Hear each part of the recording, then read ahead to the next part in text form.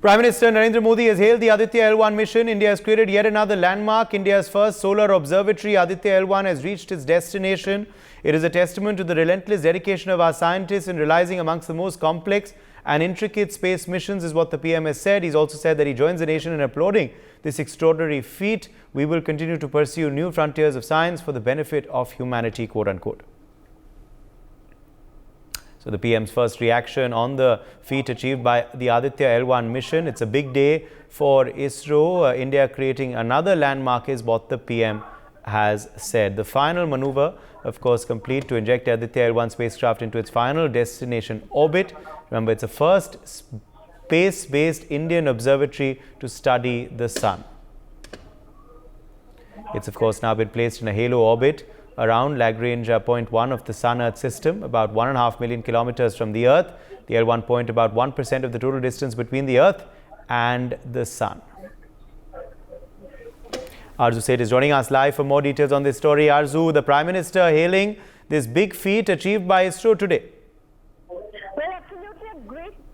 Absolutely a great moment for all the Indians, and also the Prime Minister has recently tweeted and said that India creates yet another landmark as the Aditya L1 has reached its determined point where it has to be reached, and also it has covered the journey of 1.5 million kilometers and reached that particular point. Right now I am at the Nehru Planetarium, and joining me live Prerna Chandra, who is the project manager here. Ma'am, this is the proud and great moment for all of us as the Aditya L1 has reached its point. So how do you see this and how important it is? Very important, and everyone is congratulating the ISRO officials and the staff. We would also like to congratulate them.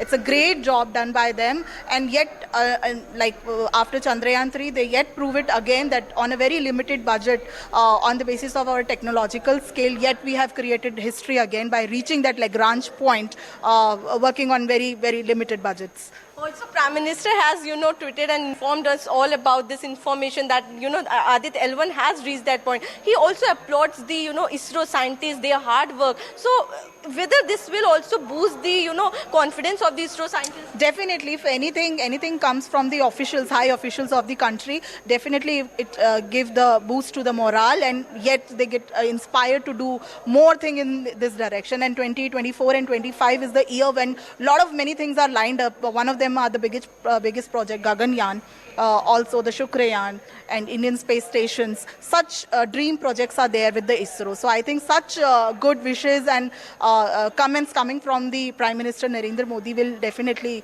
boost their confidence. Also, all the Indians, all the people of the country living in India or maybe across the border are very excited and looking forward for such great achievements in these fields. Also, ma'am, now Indians have done, Surya Namaskar. So now it has reached to that point, Aditya L1 point. So what next in the 5 years? So now with coming to that L1 Lagrange point 1, which was a very crucial maneuver the last minute error, but now we have already reached there. For coming 5 years from that point, the satellite will do the continuous study of sun's behavior and will give lot of analysis, lot of experiment, the changes sun's atmosphere, temperature, solar wind, outer sphere, the inner sphere, the photosphere, the chromosphere, and the changing behavior of sun. So it will give the deeper understanding about sun. Okay, ma'am, can you please once explain through this diagram also, where it is an L1 point and where, the spacecraft has reached and how it is going to now work for 5 years? So these are the 5 Lagrange points between the Earth and the Sun system. So this is the Lagrange 1 point, which is the closest to the Sun and the safest to the Sun. Placing the probe into that, the satellite into this, this will give an unobstructive calculation, and this can have during if there will be occultation or an eclipse mode, still it can do 24/7 analysis of the sun. Okay, so Uday, we are showing the visuals, this is the diagram which can clearly, we have reached at this point. So this is the sun, this is the earth, and now we are between this, and there is no obstacles between this. So now the study of sun has become easy, and it is very important, as Prerna Chandra has also informed us and told us that how important it is to study the sun. And now we are at a point where, the US, Japan and other developed country has reached to this point, have their solar mission, and this is the India's first solar mission that the India is going to succeed and is doing it. Yes. All right, Brian Thomas has now sent us this ground report. Arzu, thank you for joining us. Brian's ground report, of course, is also on this big feat achieved by India today.